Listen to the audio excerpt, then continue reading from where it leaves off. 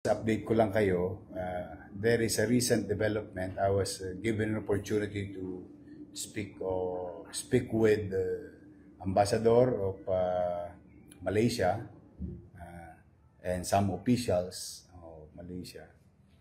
Tapos napagtanto-tanto namin, sabi ko, kako, we have Chinatown.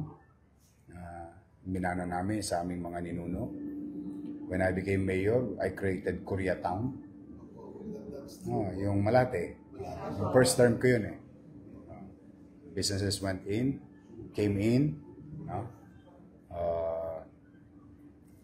Sabi ko, siguro dapat magkaroon tayo ng halal town. Naging food avenue ang Maynila ngayon. Diba? Napapasyal ang tao.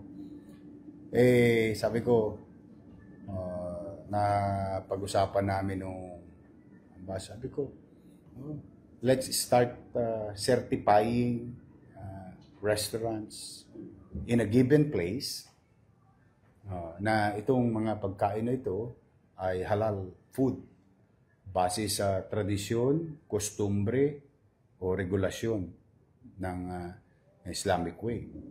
Pero yung mga kapatid nating Muslim, local and foreign, now can go to a place and they feel a certain level of confidence that the food being served in a particular geography is halal. Kaya as we speak, sila Yusek Mark, si Congresswoman now Director of Tourism Crystal Bagachi is now identifying a possible geography. Tapos i-introduce namin na itong area to halal town. So lahat yan, lutong ulam, lutong pagkain, mga products. Natuwa yung ambassador. Kaya most likely pagluwag ng kakayanan ng Maynila, yun ang direksyon sa Quiapo.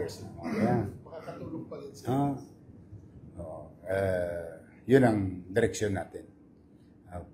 Food tourism.